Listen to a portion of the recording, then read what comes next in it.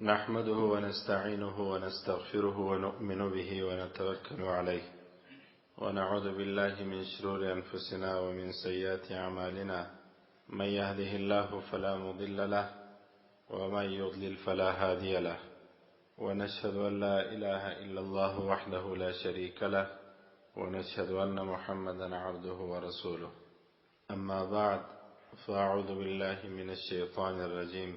بسم الله الرحمن الرحيم. قال الله عز وجل: رضي الله عنهم ورضوا عنه. صدق الله العلي العظيم وصدق رسوله النبي الكريم، ونحن على ذلك من الشاهدين والشاكرين، والحمد لله رب العالمين. قدرمنو د ژوند شپې او ورځې کمیږي، قبر په دې انتظار چې کله به زما غیږي او نسته یو څوک راسي.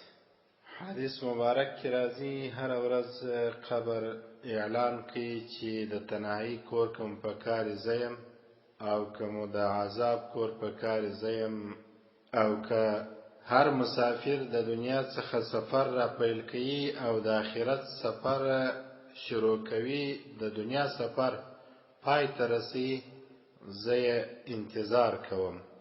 خبر می قدرمنو دا کوله چې قبر انتظار کوي او خورا دروند او داسې ځای دی چې انسان به د خپلو ښو کارو محاسبه هم ورکوي، د بدو کارو محاسبه به هم ورکوي. خو د کائناتو رب دی دغه ځای او دغه حالت پر موږ او تاسو وساتي. سر ته د انسان یو نفر ودرېږي، سورة بقرې اول آیاتونه وایي، بیا پښو ته ودرېږي او بیا خلک رخصت سي وایي ښه سړی و. کله کله په دغسې مواردو ځایو کې انسان ناحقه شاهدي ماده کړي، سر او پښو ته انسان ودرېږي، رخصت سي، دعاوې سره وکړي، وایي پلانکی ښه سړی و. کله کله د پلانکي د ګناه په باره کې ولاړ کسان نه خبره، هسې شاهدي ادا کړي. د چا که ښوالی در معلومو بیا ښوالی بیانوي، او که بدوالی در معلومو بیا وایست سمه. خالق ته یې وسپاري، که ښه حساب ورسره کوي که بد حساب ورسره کوي. یعنی که الله ثوابونه ورکوي او که الله ثوابونه نه ورکوي، الله جنتونه ورکوي نه ورکوي، دا د خالق کار دی. خو دغه یو منزل را رسېدونکی دی، یا ژر یا وروسته یا وخت نیسي، نو سبا وي، بل سبا وي، میاشت وي، هفته وي. الله دې هغه ځای راته ښایسته کړي. د دغو صحابه کرامو اقوال قصې چې زه درته کوم، دغو صحابه کرامو مبارکینو ته دا ځای الله رب العزت ښایسته کړی و. صحابه کرام وپېژنئ. د دغې لړۍ څخه عمر بن جموح رضی الله عنه د هغه ملګری چې تیره هفته کې مې درته ویل، عبدالله ابن عمر بن حرام رضی الله عنه مبارک صحابي و. دواړه په یوه قبر کې ښخ سوله او دواړه شهیدان سوله. د دواړو انډیوالي وه، د دواړو رفاقت و. دی هم ورسره ښخ سو. نبي علیه الصلاة والسلام ورته وویله چې دواړه یو ځای ښخ کړي، ځکه چې د الله په لار کې دواړه محبت یې هم کوي او جنګېدل هم. عمر بن جموح، عمر زوی د چا؟ د جموح، جیم میم واو ح. دغه مبارک صحابي یو ځل وویل غواړم چې په جنت کې پر خپله ګوډه پښه وګرځم.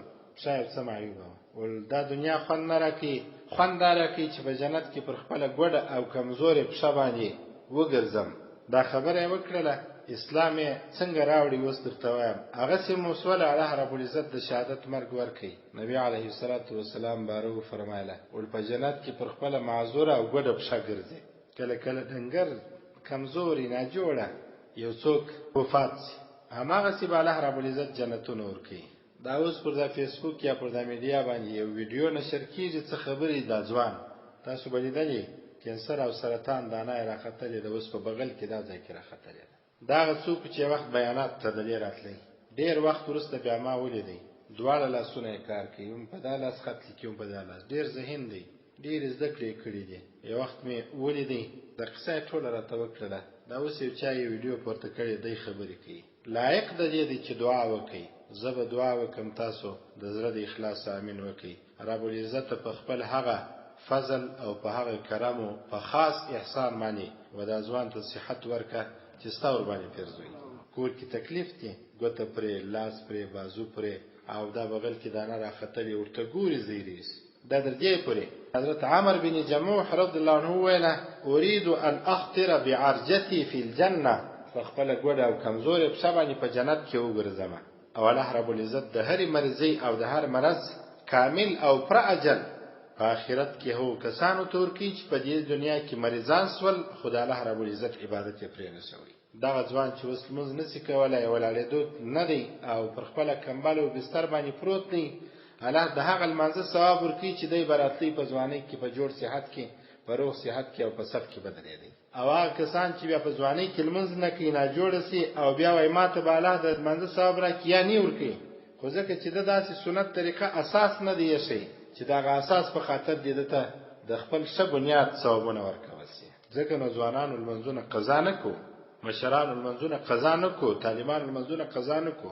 دغه حضرت عمر رضی الله عنه دا بل صحابي چې په تیر چاشمه کې حالات درته بیان کړ، حضرت عبد الله چې د عمر زوی و د حرام المسی رضی الله عنه د اخشي د حضرت عمر رضی الله عنه خور د حضرت عبد الله رضی الله عنه سره د مبارک هم د بني سلمہ د قبیله یو مشر او په مدینه منوره کې مخور انسان دوه ملګری و، یو د زوی و د حضرت عمر رضی الله عنه زوی حضرت معاذ رضی الله عنه مېدی، یو بل مبارک صحابي حضرت معاذ بن جبل رضی الله عنه دا دواړه ملګری وسره هر وخت به انسانان اسلام ته دعوت ول. دا یو نوم هم معاذ دی، دا یو معاذ دغه مبارک صحابي حضرت عمر زوی دی او بل معاذ بیا د جبل زوی دی رضی الله عنهما. دوی به هر وخت انسانان دعوت ول دین ته اسلام ته خبرې به کولې.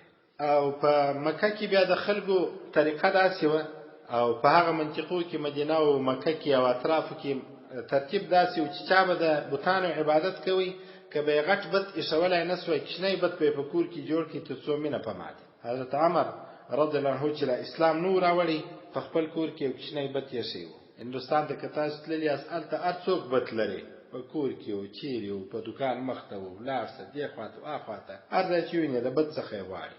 په ځینو غلطو رواجو کې یو رواج د ځینو پیشرفته انسانانو په فکر دا راغلی دی په کورو او کوټو کې چې د ټي وي سره په څنګ کې یا خاص ځای جوړ کړي هلته یو بت رقم شی ایښي یا هوسۍ وي یا څه وي یا څه وي یا فیل وي یا پړانګ وي یا زمری وي بت وي بس نصب کړی وي دا دلته خوند ورکوي. په کوټه کې ښه د مبارک صحابه کرامو نومونه لیکلي څنګه خوند کوي. بدري صحابه کرام مبارک راځي ډېر حالات مې یې دي وایي د چا سره چې وي هر مشکل الله رب العزت ورحلوي. که په کوټه کې د بدري صحابه کرامو نومونه ولیکي نو خو ډېر ښه خوند کوي تر دې چې دا بت ایښول سوی وي. دغه رواج چې هر څوک یې کوي بیا خصوصا سنیان یې کوي، اهل اسلام اهل ایمان یې کوي او هغه کسان چې ځان ته روشن فکر وایي، پیشرفت والا وایي، پرمختګ والا وایي، په خپلو مهمانخانو اتاقو کوټو شرکتو کې چیز دي غلط کار دی، ناروا کار دی.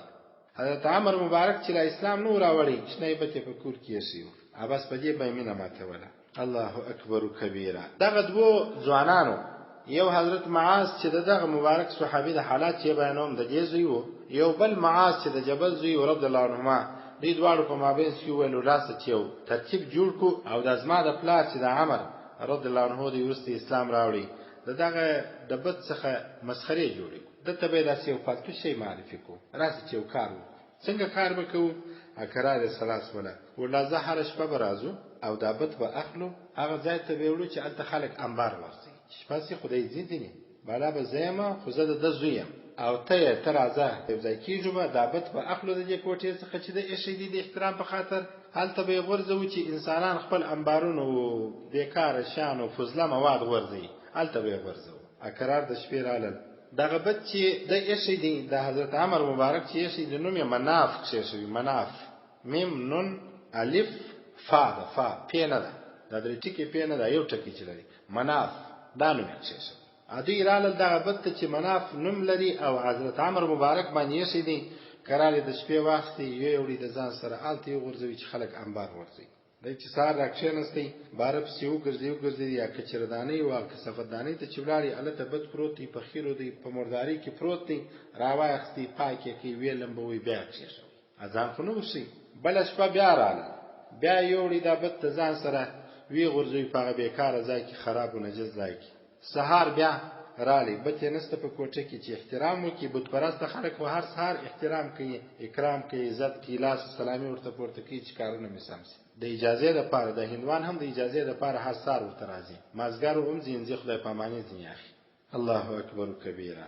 سات چې بیا رالی نسته ولاړې بیا پسې وګرځېدی پیغمبر ځای کې پروت دی راواخېستې ویې لمبوي سمې کوي پاکې کوي بیا کښېښوي.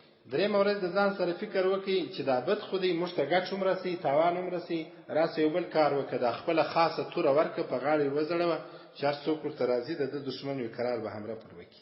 کرار یې خپله ډېر خوندوره توره راواخیستله په غاړه یې وځړوله. بارې ورته وویل کار څوک درته راتلی په دا توره یې وه چا ته ګټ دی بد ته ګټ دی کار څوک درته راتلی په دا توره یې وه او توره یې په غاړه ور وځړوله. ماښام چې څو توره شپه سوله بیا دوی دواړه معاذان د یو نوم هم معاذ دی د بل نوم معاذ دی رضی الله عنهما دواړه خوندور ځوانان دي چاشانه ځوانان دي او ډېر قوي ځوانان دي د دین اسلام ته دعوت کوي. ګوري نه چې دا مې پلار دی دا مې د پلار مال دی څه به کوم دا به کوم قوم به سره راته وایي مشران به سره راته وایي پیغور به راکوي څه به کوي څه به کوي. رالل بیا بد د تورې سره یوړي کم بد دا نوم چې مناف یې باندې ایښي چې ولاړې هلته انبار ته وی غورځوي شپه تېره سول سهار بیا پسې ګرځي. سهار حضرت عمر مبارک پسې را روان سو بیا یې پیدا کړي او دغسې چټل او لړلی و په دې انبار کې چې بیخي د پاکۍ څخه لوېدلی و. ډېر درد ورلی پیدا کولی هم څوک نسوی چې دا کمزوري څوک کوي سخت درد ورلی. علما فرمایي وایي مخ یې د ډېره درد څخه ایښېدی او د غضب و د درد اثار یې پر مخ معلومېدله. تندی هم داسې رالوېدلی و چې دا به څوک وي نه به په لاس راسي دا زما د خدای سره دا چمونه. په دغه وخت کې مسلمانانو د موقع څخه په استفاده داعي ځوانانو هغه کسان چې دین ته به خلک را دعوتوله او خلک به تشویقوله داعي دعوت کوونکو ځوانانو استفاده وکړل د دې ځای څخه ګټه پورته کړله. دته درد ورغلی کرار رالل یې خواته ورته ودرېدله. عباره د خپل رب صفت شروع د چا د خپل خدای هغه اصلي رب الله صفت یې شروع چې زموږ الله خدا سي دی خوا پاکي دی زموږ الله پاکي خوښي زموږ الله باندې څوک حمله نشي کولای زموږ الله زموږ आवाज اوري دا خبرې کوي. الته هغه ته درد ورغلی د په درد کار نه لري دوی خپل خبرو ته ادامه ورکړي حکمت دی. اوس که په دا وخت کې دته ورسې درد ورغلی چې څه کوي بد چې څه په اوسو چای وړي نو خامخا هغه سپکې سپورې وایي. داعي او دعوت کوونکی انسان عالم مولا او زه او ته که چاته دعوت کوي د حکمت او د پوهې لار به سنجوي داسې نه درڅخه ازار سي. ګورې که ورسې د ځوانان او خبر ورته وکړي چې ښه څه چې درسره یې وړي خو دستې د هغه اصلي خدای تشکنځل کوي. قرآن کې هم دا راځي چې تاسو د نورو خدایانو تشکنځل مه کوئ. که تاسو د باطلو خلکو خدایانو تشکنځل وکړئ هغوی بیا ستاسو اصلي خدای تشکنځل کوي. دا د حکمت خبرې دي متوجه خو یاست. د هغه په دغه کار نه لري دوی د خپل خدای خبرې شروع کړلې صفتونه یې کوله.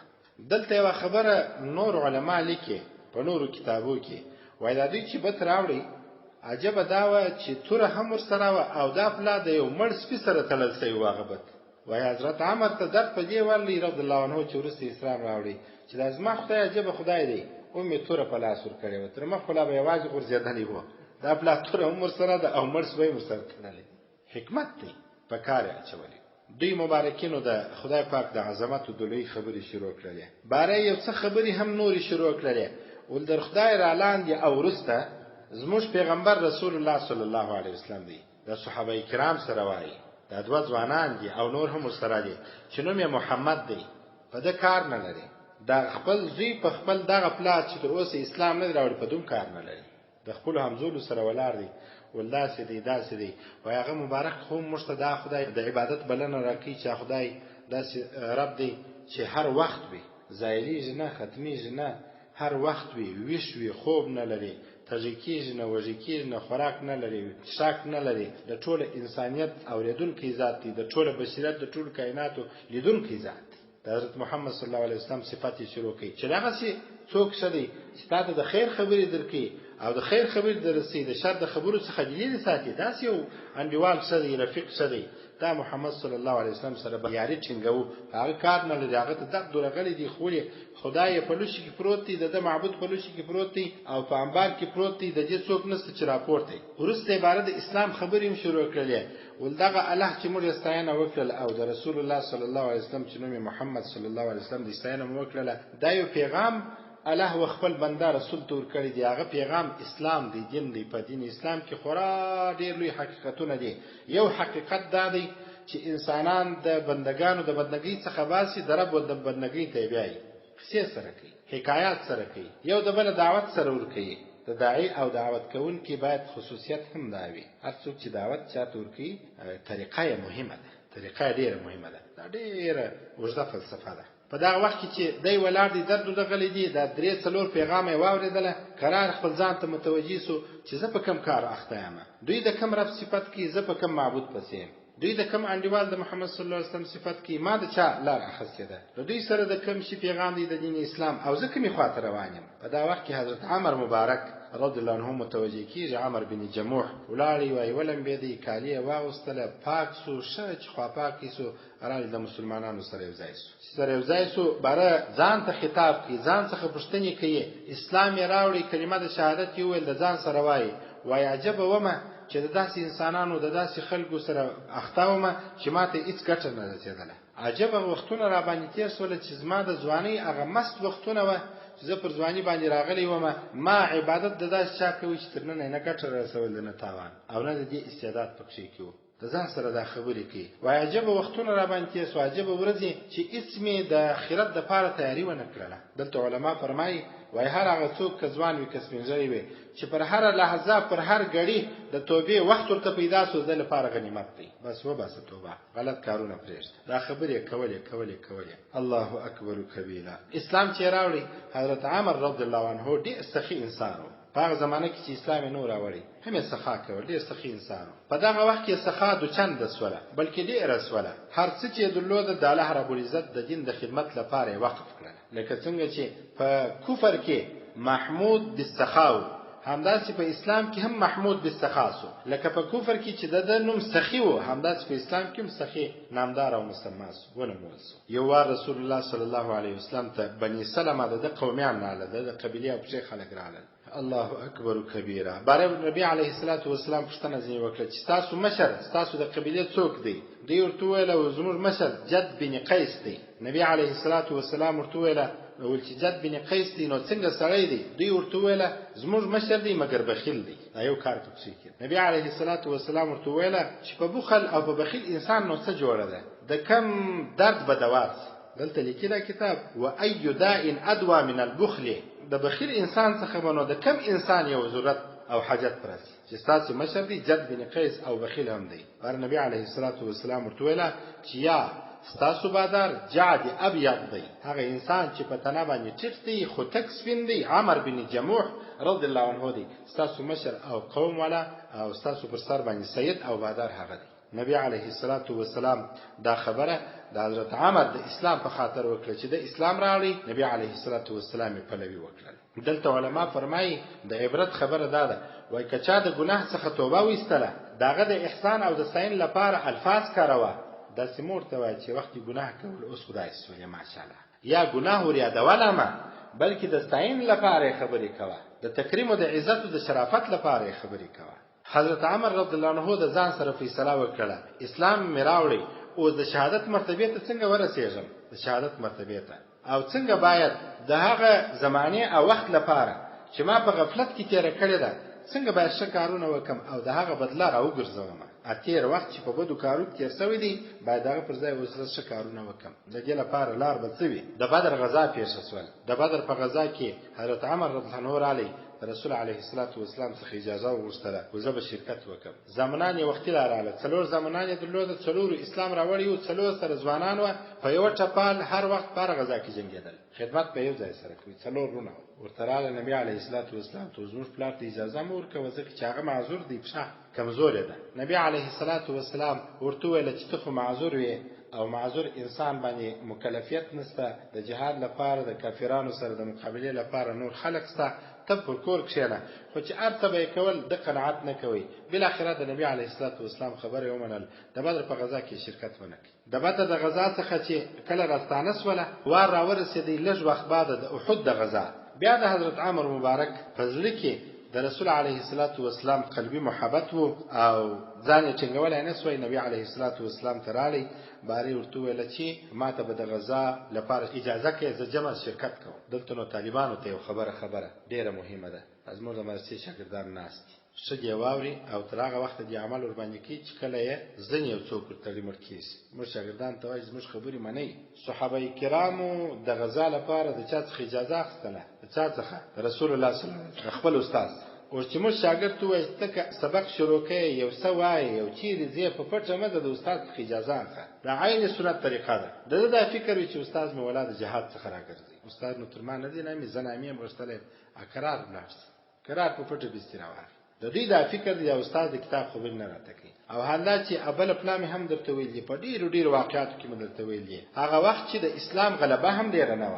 حتی مبارک صحابه کرام چې په سخام معروف او مشهور و او په هر څه باندې مشهور و، هغوی مبارکینو د خپل استاد رسول الله صلی الله علیه وسلم څخه اجازه اخیستله. ګوره په بدر کې اجازه نه کړه ور پاتې شو. په احد کې به اجازه ورکړه او لاړ شرکت یې وکړي. چې کله شرکت وکړي باره یو ټول یا رسول الله د الله رسوله خو دا ته چې ماته اجازه راکې زما زمنان منع کی کدر ترال هغوی تو وای چې پروا نه کوي ستاسو پلار دی بلار څنګه غزا. نبی علیه الصلاۃ والسلام هم داسې وکړه. باره خپل اسلحه را واخستله او په ډېر مړانه او په ډېر غیرت د احد میدان ته ورغلی. چې کله میدان ته ورلی اولنی دعا یې دا وکړه: اللهم ارزقني الشهاده، خدای شهادت را نصیب کا، ولا تردني الى اهل خائبه، بیا مې وخپل کور ته نامراد مستنوه ناکام مور ولا، او بیا مې خپل د کور سره مې یو ځای کوه د خپل اولادو سره شهادت راک. نو څونه د اخلاص دعا به کړي. دلته علما فرمایي وای دعا کوي خو اخلاص به سره وي، د زړه درد به سره وي، ځکه نو دا دعا بیا قبلېدلی شي. او کمازي د ژبې پر سر د شنانو په حرکت دعا و دعا ده د الله نظام خو بیا بیل دی قبلیه نه قبلیه. خو د کتابو لري دا دعا نه قبلیږي. رسول فرمایي صلی الله علیه وسلم و د غافل زړه دعا الله نه قبلیږي چې زړه نه متوجه او دعا انسان کوي. بار دواړه طرف سره یو ځای سول، کافران او مسلمانان. جنگ شروع سو، ډیر شروع سو. زمونان هم د سره یو ځای لال بار څنګه په څنګه کې غزا سره کول. د خپل پلان سره د جهاد په صف کې یو ځای سول، پر کافرانو حمله شروع کړه. دا وخت خو نو د په حرکت څنګه سوي کولای. هو ګډ بکېدی یو څوک رالی حمله ور باندې وکړه او په تور یو واه شهید. دغه وختو ورسته یو چا ځینې اشعار ویل یا په دغه وختو یا دغه وخت تر مخې ویل. دغه اشعار مفهوم دی چې څوک پر حق وي الله رب العزت د حق نتیجه ته رسي. مطلب دا رسول علیه الصلاۃ والسلام سره د ملګرتیا پر حق و او د شهادت دعای پر حق و الله رب العزت ډول مقام ته هم ورسوي. یو چا خوب لیدلی و باره ما تو ول ما خوب لیدل تعبیر راکا چې داس یو ولار سم او هغه هدف ته ورسېږم لکه باز او غوښه وخورم، غوښه مې وخوړلې دا غوښه اوس څنګه دي. نو دا خوب تعبیر داسې کتابو کې چې مال لکه باز خپل هدف ته ورسېږي. باز هدف ته ولې رسېږي؟ ډېر ځله انتظار کوي، پر ارشي حمله نه کوي او د حمله لپاره سنجش او فکر کوي. د باز د خاصیتو څخه دا خاصیت چې کله حمله کوي بیا هدف ته رسېږي. هم حضرت عمر مبارک چې دعا وکړله او د هدف دعا وکړه د اخلاص هدف ته هم ورسېدی. یو یا دوه خبرې نورې دي. نبی علیه الصلاۃ والسلام و فرمایله هر څوک را ولاړ سوله